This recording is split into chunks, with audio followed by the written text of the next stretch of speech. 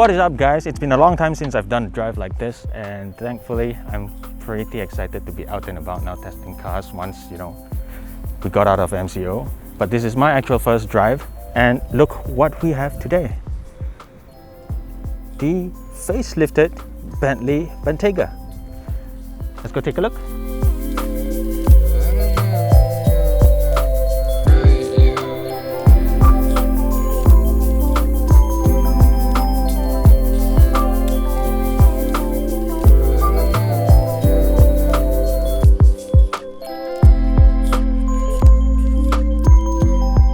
Okay, so what we have right here is basically the Bentley Bentayga facelift. This is the V8 model because the W12 now is only reserved for the Speed, so that's going to be launched later in the year, I think. But for now, if you want to buy the Bentayga, it's only the V8. There'll be a 3.5 V6 hybrid that's about to be launched also later this year, but for now it's just this baby. So what's new, if you can't tell, is the front section. This is basically all new, no single panel has been carried over from before. So what you're looking at here is completely redesigned.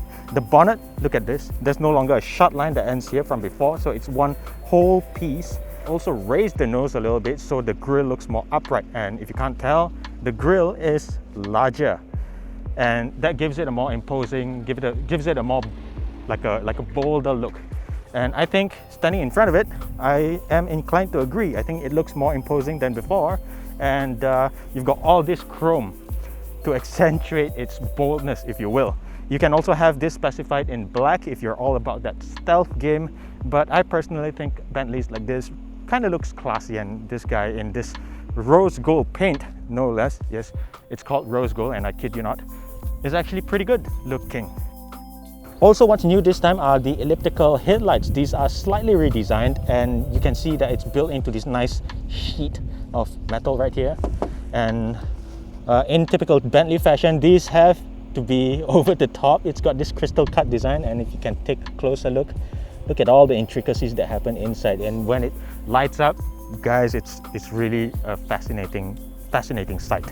Now elsewhere, you've got cameras here, part of the 360-degree view camera. And then down here also you've got another set of cameras. You've got this is not a fog light, and you've got two, by the way, just to make it look nicer. But this is part of the Bentley safety system, so that's going to give you all the adaptive cruise control, lane keeping assist, pilot assist. Well, pilot assist is technically Volvo, but it basically steers the car for you, stop and go in traffic, and all that good stuff. So top of the line stuff. And what's also top of the line? This thing right here. This is actually for the night vision system, which I will show you in a bit. It's pretty cool. It's kitted out to the brim. So yes, I've been driving this around KL. It's actually not that bad considering that the car is 5.125 meters long and nearly 2 meters wide. In terms of proportions, it is more or less the same as before, except they make the wheels larger. These are 22-inch Mulliner driving specification wheels. It's got bespoke design just specifically for the Bentayga, and I think it looks rather good. This B wing right here, they've elongated it. They had to do some redesign for the facelift. Cameras down here for the 360. They redesigned the lower section of the car, so it looks better, I would think. Not that it makes a big difference, but there you have it. And over to the back is where things get really interesting. The Bentayga you see here, instead of the old B motif headlights, right, the B motif graphics from before where the lines are cut here, it's now got a more Audi-like shut line to it. So when it opens, like that. It's got a cleaner wraparound design, and take a look at all these welding lines. They're pretty neat, and for a Bentley, if you're paying well over 2 million, including taxes, this is the kind of finish that you should expect from a car. And when you open the boot, this 5-seater version gives you 484 liters of space. And if you go for the 4-seater version, which is the Bentayga I would spec for, that's going to give you slightly under 400 liters of space because the seats are recessed slightly towards the back for better leg room. And the 4-seater version is the boss's car, I would say. Now, there are no spare tires underneath. So this is part of the sound system, which, by the way, this guy gets Naim's 17-channel 20-speaker setup. Pretty dope sounding, if I have to say so myself. Slight different view of the taillights. Very nice 3D design. This is a crystal cut design also, similar to the front, and of course, it has to be elliptical in design. At the bottom, you've got elliptical exhaust to mirror that look. and the actual pipes are behind. Fun fact, this 4-liter V8 comes with a really nice sounding exhaust. When you put it into sport, it's got flaps that open at the bottom, and then it's going to give you a nicer, sportier, that familiar Audi V8 sound, which I think is a really nice touch to the Bentayga.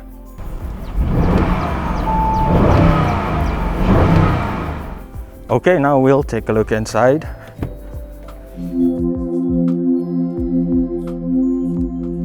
This, we have the two-tone finish complete with the koa wood with the polished veneer. I think that is absolutely lovely.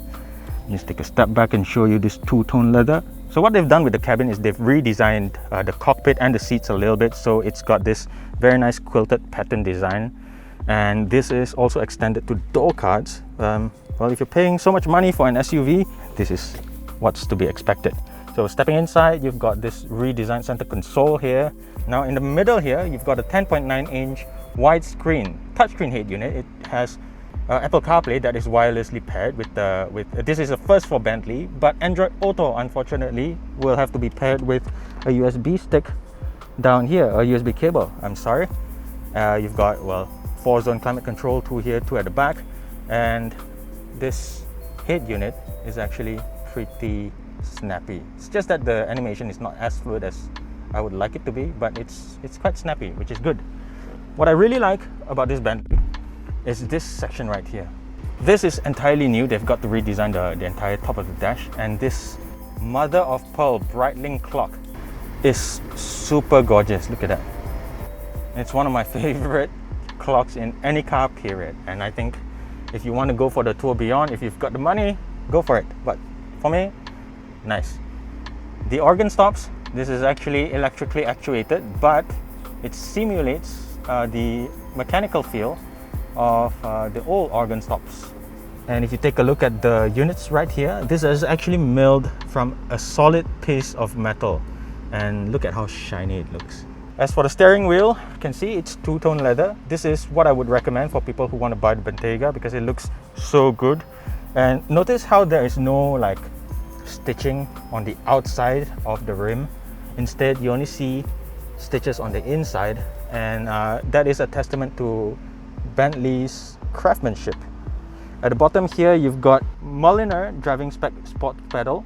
So you've got the OTT brake pedal there with the Bentley logo, and I think that kind of looks nice. For the driver, you still get this fully digital instrument panel. The speedo and the tachometer are interchangeable. You can customize that to your own will, but this thing in the middle here, it also gives you a multitude of information, including GPS navigation. This is very much like any Volkswagen, any Audi cars you've seen before, except that the UI and the graphics, they are custom made for this Bentley car, and it looks rather nice.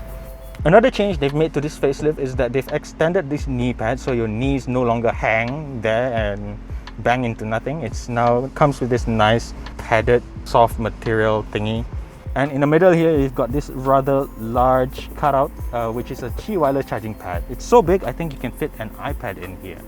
This stick is electronic, and you want to change gear, just press the B up top, and then you've got all the control. This is for your park distance control. This is for your self-parking, but you know, should be able to park this car on your own. This is for the suspension to raise all over the car. By the way, air suspension is standard in this car.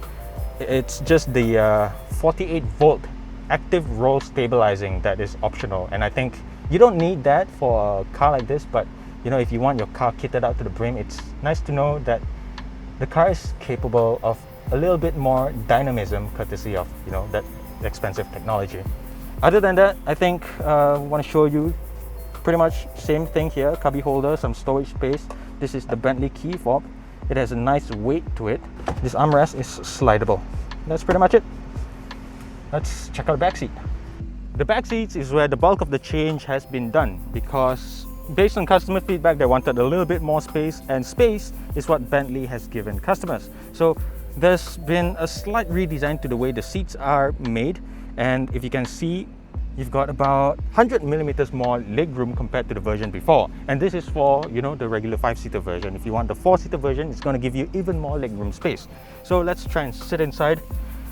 this is my driving position right here, and that's how much space I get. I can fully extend my seat, and it's, you know, I still get pretty decent amount of legroom space.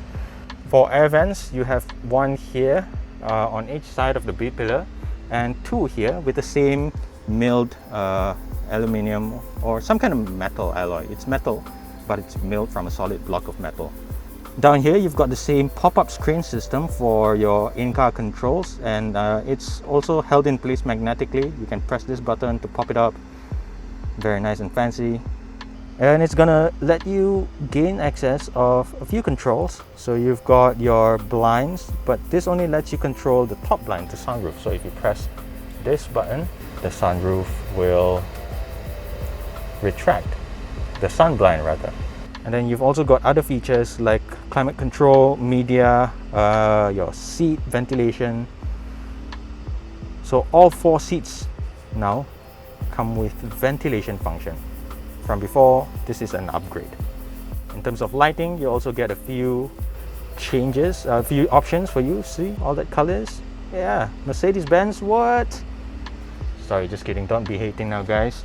But I want to talk a little bit about seat comfort. They've adjusted the reclining angle a little bit, so you get up to 32 degrees. So they've improved the reclinability of this. And this being a 5-seater, you can slide the seats also. Like this is taking into account the 7-seat version. So they still retain the slide function if you want a little bit more boot space. But check this out. It's got a nice tonneau cover that covers all your stuff from behind.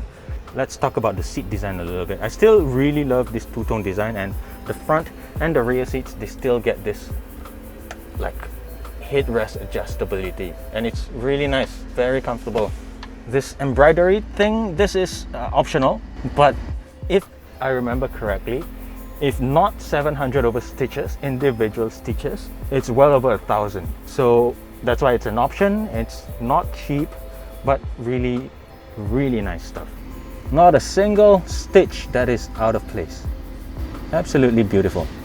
So other than that, this being a family car, you've got ISOFIX child mounting anchors on both outer seats, none in the middle, and then in the middle you've got this same cubby holder with well, very basic stuff here with the quilted pattern. Same thing as before.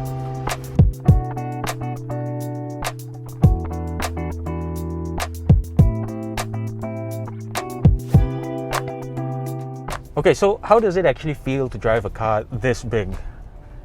Surprisingly, this car being slightly over 5 meters long and 2 meters wide, it's not that difficult to maneuver, even when you're driving around town like I am now. We've driven from Ipoh, actually from KL to Ipoh and back. So on the highway, this car with a 4-liter V8 makes about 550 PS and 770 Newton meters of torque. So lots of power, but then you also feel the weight when you enter the corners. But the performance figures, guys, it's 0 to 100 is done in 4.5 seconds. And this, if you remember, 4.5 years or 5 years ago when it was launched, it was marketed as the first SUV, luxury SUV, to break the 300 km per hour barrier. And this car, while not being powered by the W12 engine, is still fairly quick. You can very easily step down a couple of gears, which it has 8 of, by the way, 8-speed ZF.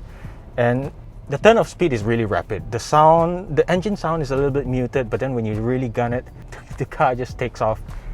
It's not like you're strapped to your seat kind of performance, but it really picks up the pace really fast. And mind you, this car weighs around 2.4, slightly over 2.4 tons, so that's 2,400 kilograms. And one of the few things I realized when cruising is the fact that it's, number one, very quiet, and number two, is the car feels very comfortable at speeds that's completely beyond illegal. So when I was cruising on empty motorways, by the way, I was doing around 160 kilometers an hour, and it didn't feel like it because it was so well isolated. The cabin was very quiet, and the car just cruised along almost too comfortably for the safety of other people. But again, the roads were fairly empty, and I was in a car with an instructor. So based on that very short drive, it was actually a very pleasant experience. It may be a big car, but the way it handles the bends, the way it takes the corners on the highway, it's surprisingly flat for a heavy, big SUV like this. And that's also because of the suspension. Suspension, it's more biased towards comfort. but it's also got several off-road modes as well as a sport mode, and air suspension is standard, so the height is varied.